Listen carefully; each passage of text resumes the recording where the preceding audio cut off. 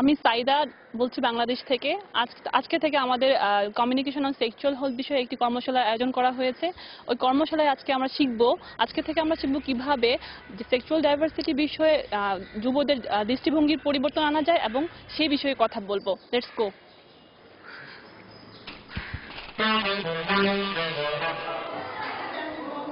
বাংলাদেশের বেশিরভাগ মানুষ আসলে চিন্তা করে না এই বিষয়টা নিয়ে, আর কিছু মানুষ চিন্তা করতে চায় কিন্তু রিলিজিয়ান, ল এবং কালচারের কারণে আসলে কথা বলতে ভয় পায়।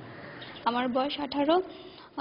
সেক্সুয়াল ডাইভার্সিটি চেঞ্জ করার হচ্ছে যে সমাজে আমরা অনেক ভিন্নতা দেখি।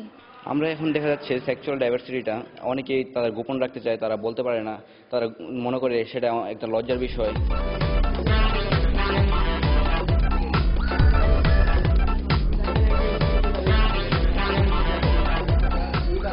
আসলে সেক্সুয়াল ডাইভার্সিটি বলতে আমরা যেটা বুঝছি সেটা হচ্ছে সেক্সের ভিন্নতা। অনেক উপায়ে যে সেক্স করা যায় এবং এটা যে হচ্ছে একটা সাধারণ ব্যাপার সেটাই। যেমন আমরা মনে করতাম আগে যে আসলে একটা ছেলে একটা মেয়ে সেক্স করবে এটাই হচ্ছে স্বাভাবিক। আমরা যখন দেখতাম তখন আমরা তাদের অনেক ঘৃণা করতাম, মনে করতাম সে একটা ছেলেকে পছন্দ করে, তো তখন তাকে আমরা সবসময় অ্যাভয়েড করতাম, তার পাশে বসতাম না, তার সঙ্গে খাবার খেতাম না, এমনকি তাকে খেলাধুলা থেকে বঞ্চিত করতাম। আমি সবাইকে বলবো এটাই যে এখন সময় এসেছে আসলে এটা নিয়ে কথা বলার।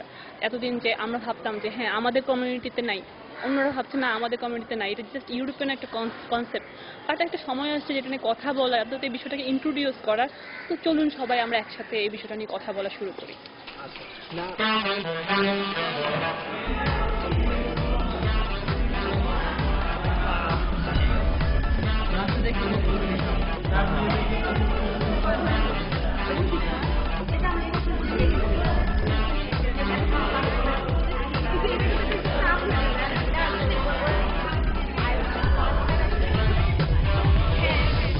যে এখন বর্তমান তারা চিন্তা করে homosexuality is a choice, but যখন আমরা তাদেরকে আসলে ইনফরমেশন দিতে পারবো যে না এটা চয়েস না, এটা একটা ন্যাচারাল বিষয়, এটা একটা ফিলিংসের বিষয়, তখনই আসলে মানুষের চিন্তা ভাবনাটা চেঞ্জ করা যাবে।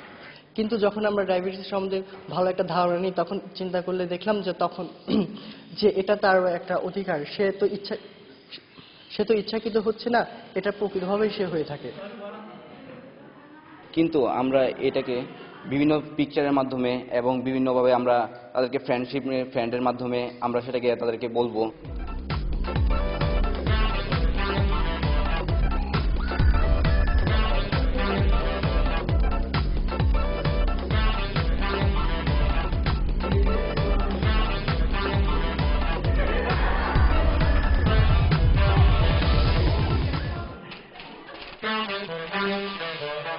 ওকে, আপনারা দেখলেন আমরা এই ওয়ার্কশপে কিভাবে সেক্সুয়াল ডাইভার্সিটি বিষয়ে কথা বলেছি বা ট্রেনিং দিয়েছি।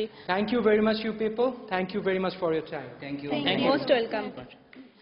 তো এখন এই বিষয়ে আপনাদের ভাবনাটা কি?